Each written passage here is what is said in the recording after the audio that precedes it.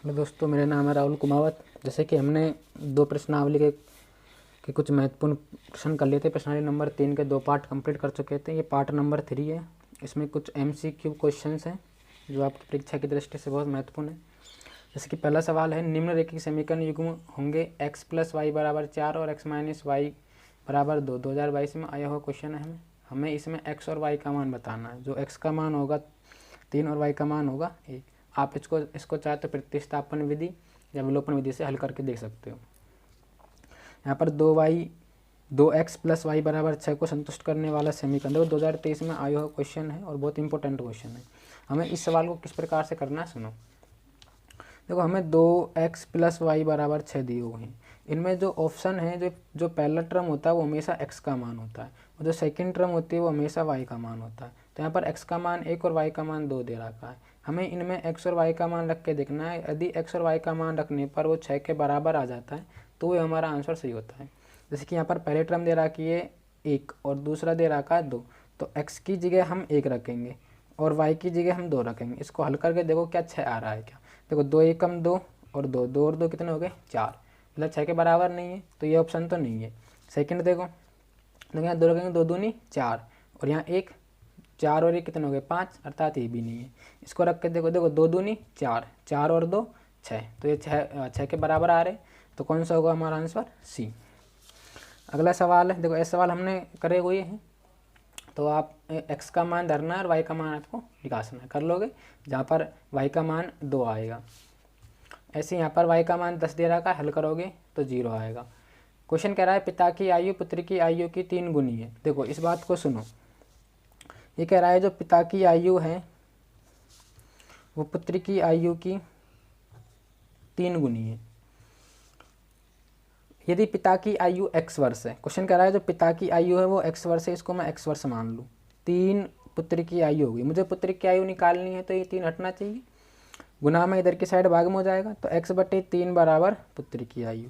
फिर कह रहा है कि 5 वर्ष बाद पुत्र की आयु बताइए। 5 वर्ष बाद हमें पुत्र की आयु बतानी है। 5 वर्ष बाद की बात कर रहा है, अर्थात आने वाले समय की बात कर रहा है, जिसमें वर्तमान आयु पुत्र की x/5 है। तो आने वाले समय में 5 वर्ष और कितनी हो जाएगी x/3 + 5, तो पुत्र की आयु कितनी हो जाएगी x + 3/5। ये हमारा ऑप्शन नंबर सी।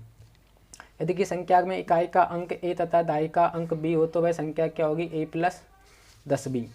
आश्रित रेखिक समीकरण बहुत इंपॉर्टेंट सवाल है।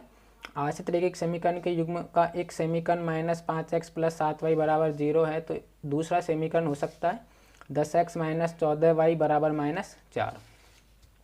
अगला है समीकरण 3x + 2y - 12 = 0 में यदि x = 4 है तो आपको y का मान निकालना है। कई सवाल करके आए हैं, 0 आएगा, ठीक है।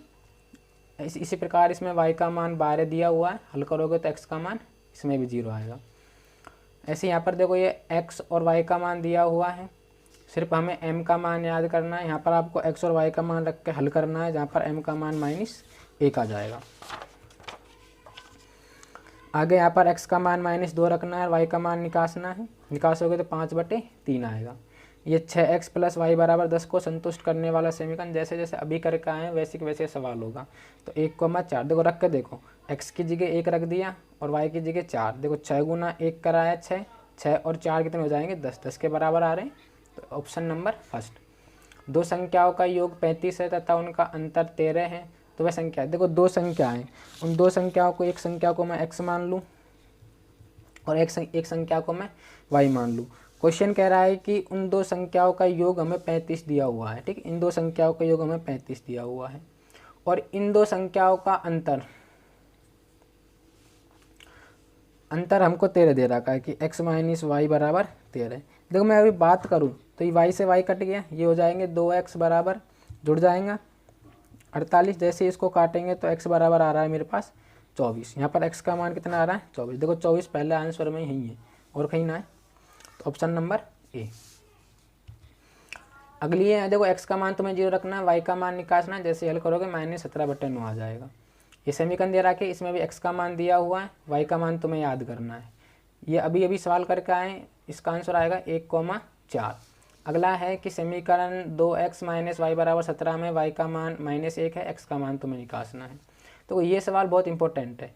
कि A1/A2, B1/B2, C1/C2 में केवल एक हल या अद्वितीय हल व प्रतिच्छेद करती हुई रेखा होगी, उसकी हमें शर्त बतानी है। वो तो A1/A2 नॉट इक्वल्स टू होता है B1/B2 के, अर्थात A1/A2 बराबर नहीं होता है B1/B2 के। अपरिमित रूप से अनेक हल होने की वह संपाती रेखाएं होंगी, कौन कौन सी होंगी, वो शर्त होगी हमारे पास A1/A2 बराबर है B1/B2 बराबर है C1/C2 के। अगला है कोई हल नहीं है वह समांतर रेखा है, इसके लिए होगी A1/A2 बराबर B1/B2 बराबर नहीं है C1/C2 के। निम्न में से असंगत है, असंगत एक पे होती है A1/A2 बराबर नहीं है A1/A2 बराबर है B1/B2 बराबर नहीं है C1/C2 के। ध्यान रखना जो ये दो शर्तें होती है ये संगत होती है। संगत की कौन कौन सी दो शर्तें होती है, A1/A2 बराबर नहीं है B1/B2 के, एक तो ये बराबर ही नहीं है और एक ये बराबर, तीनों ही बराबर है, तो ये दोनों शर्तें संगत की होती है। या तो वो बराबर ही नहीं है और है तो वे तीनों ही बराबर है, तो वहाँ पर क्या होंगी, वे दोनों शर्तें संगत हो जाएंगी। आगे हमें रिक्त स्थानों की पूर्ति करनी है। राम की वर्तमान आयु x वर्ष है तो 5 वर्ष बाद क्या हो जाएगी x + 5। यदि किसी भिन्न के अंश तथा हर में 2 जोड़ दिया जाए, देखो जोड़ दिया, अंश को मैंने x मान लिया, हर को मैंने y मान लिया, 2 जोड़ दिया, x +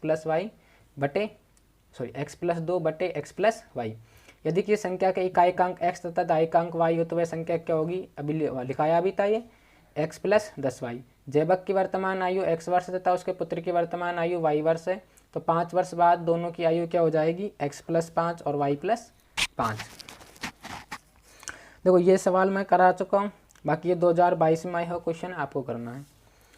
अगला ये 2018 में ये दोनों सवाल भी मैं करा चुका हूँ, आपकी ग्राफ विधि हट चुकी है ना।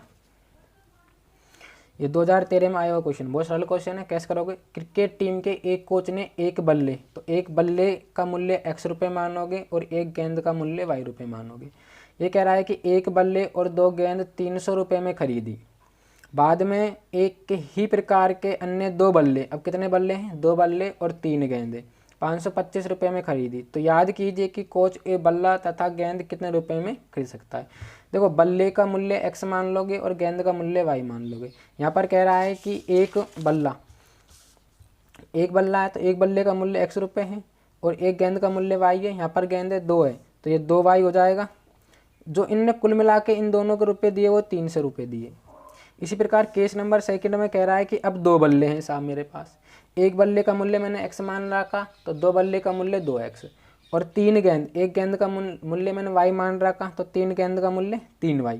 कुल मिलाकर जो वे रुपये देता है वो 525 रुपये देता है। अब आप इसको चाहे प्रतिस्थापन से कर लो या विलोपन विधि से हल कर लो। 5 सेब और 3 संतरों का मूल्य 35 रुपये है, जबकि 2 सेब और 4 संतरों का मूल्य 28 रुपये है। 2015 में आया हुआ क्वेश्चन है, आपको हल करना है।